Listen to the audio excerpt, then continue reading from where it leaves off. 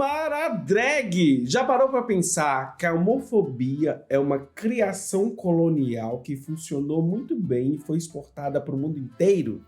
Tá passada? Isso tudo se deve à seção que ficou impregnada no Código Penal das Colônias Inglesas, a chamada Seção 377. Antes de mais nada, beijinhos longos e prósperos. Eu sou Dimitra Vulcano e você está no Doutora Drag. Bora pro babado realesco. Doutora Drag! O que causa a variação nas leis que regulam e punem a conduta LGBT, principalmente a homossexual, em diferentes partes do mundo? Me diz aí, por que alguns países ainda mantêm leis que criminalizam a homossexualidade, enquanto outros abandonam essa prática que é tão do passado, e aí colocam até o palácio nas cores das LGBTs, por exemplo? Me diz! Alguns estudos explicam por que alguns países têm leis que criminalizam a conduta homossexual e sugerem que o colonialismo desempenhou um papel bem importante nisso. Sim, eu estou falando lá da véia que morreu recentemente e sua família inteira, todinha, tem culpa no cartório, ou pelo menos nas leis.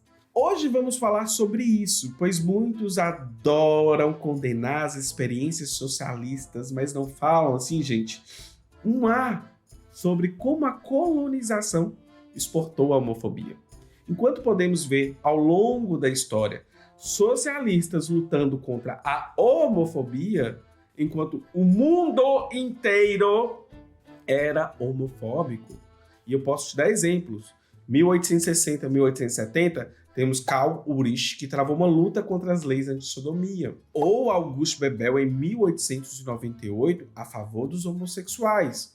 Ou a descriminalização das práticas não heterossexuais na Revolução Russa de 1917. Ou como líder dos Panteras Negras, o Hugh Newton, ele foi um grande aliado. Ele publicamente anunciou sua solidariedade aos gays e lésbicas de sua época.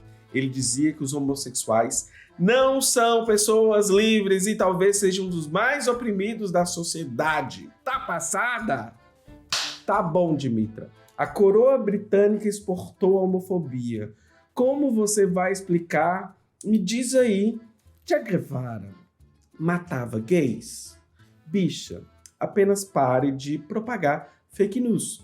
Existia e existe homofobia em Cuba e, infelizmente, ela está em todo o planeta Terra. Fidel já pediu desculpas publicamente sobre isso. A Mariela Castro até gravou documentário com a HBO com depoimentos de homossexuais que sofreram no regime cubano. Mas Cuba não matou ninguém por ser gay. Isso é mentira liberal, deslavada. Sabe onde gays ou LGBTs morrem por serem LGBTs? Sim, no Brasil. Um dos países que mais matam LGBTs por serem LGBTs. Até mais do que em países em que ser gay é crime.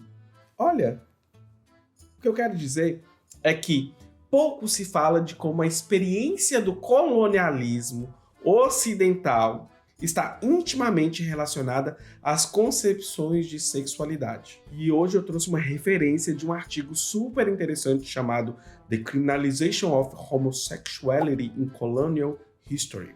A criminalização da homossexualidade na história colonial. E ele é escrito pelo O'Mahony. O que ele diz?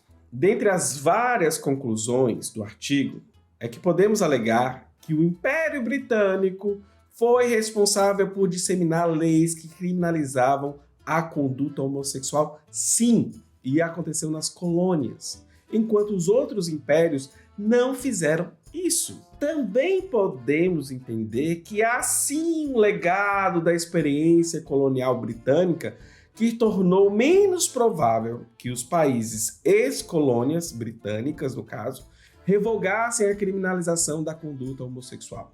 A alegação é de que apenas os britânicos introduziram essas leis em suas colônias, mas também influenciaram negativamente as perspectivas de liberalização e revogação dessas leis. Pois é.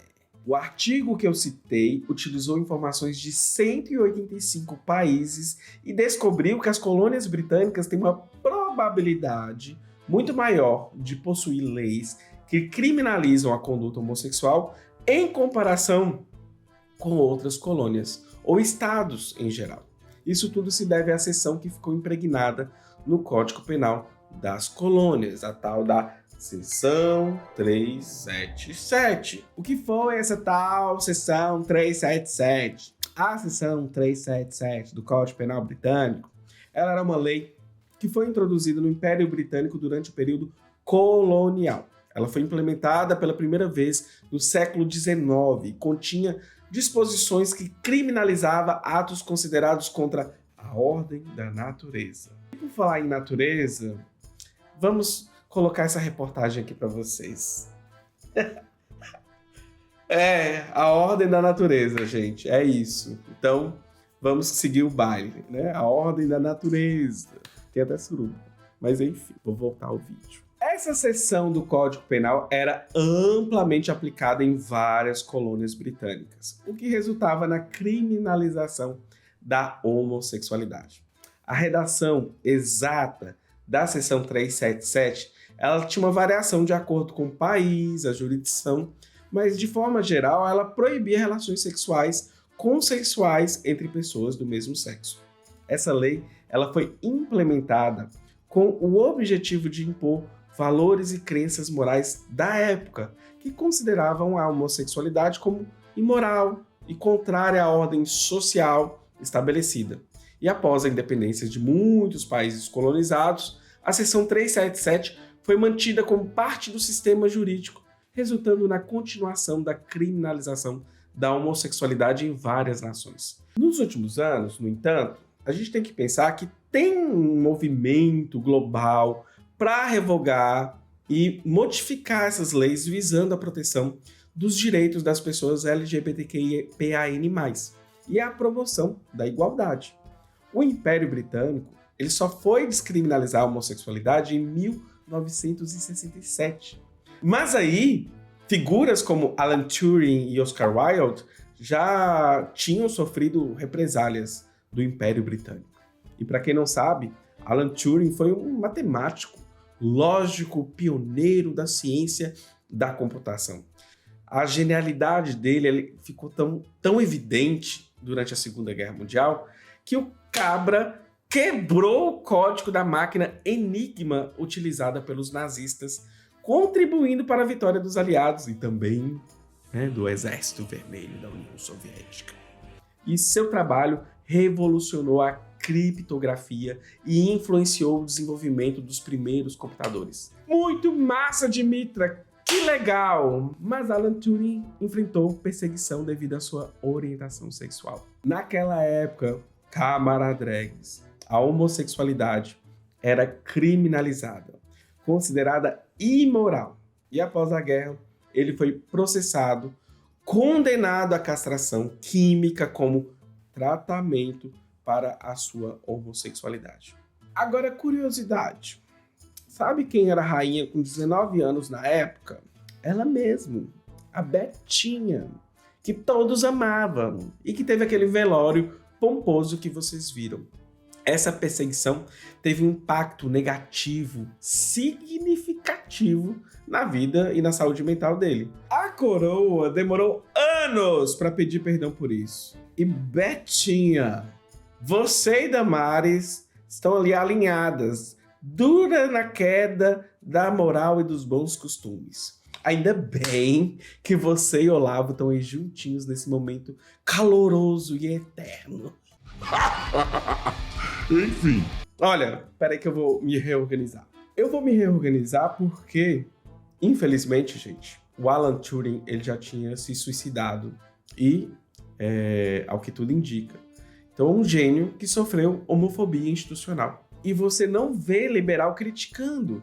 Olha aí o poder da ideologia.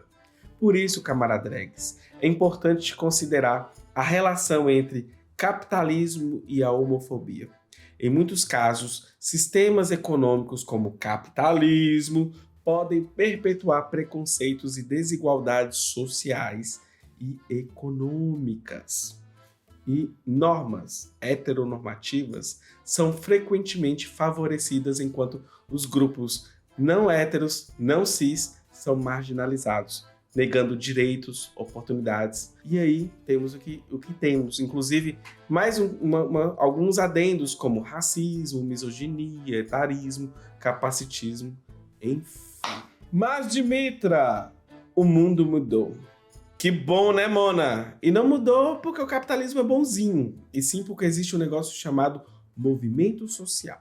Os movimentos sociais tiveram a capacidade de impulsionar e pressionar os estados em seus respectivos países e conseguir algumas garantias e direitos. Porém, ainda temos uma estrutura LGBT-fóbica, que funciona como uma maneira de criar pessoas descartáveis pelo sistema, negando acesso aos melhores empregos e criando até mesmo um exército industrial de reserva. E diante de tudo isso que eu falei para vocês, o que a gente vê hoje? Pessoas condenando a homofobia de países asiáticos, por exemplo, e exaltando o império pela sua valorização à diversidade. Mas a homofobia, quem criou, embalou e exportou para as colônias foi a própria. E nunca vai fazer autocrítica. Mais uma vez, o poder da ideologia está aí. O Ocidente é moderno e civilizado, o Oriente nem tanto. Tão menos os países do Sul global, que no caso não é o Ocidente. Sim, você que tá aí não é ocidental, tá? Camara Drags, vou finalizar o vídeo. Me sigam em todas as redes, Twitter, TikTok, Threads, @ é a mesma. Espero que vocês tenham gostado. Me apoiem, por favor. Quero apoios. apoia.se/doutoradrag, pix doutoradrag@gmail.com. É isso. Beijinhos. Bye.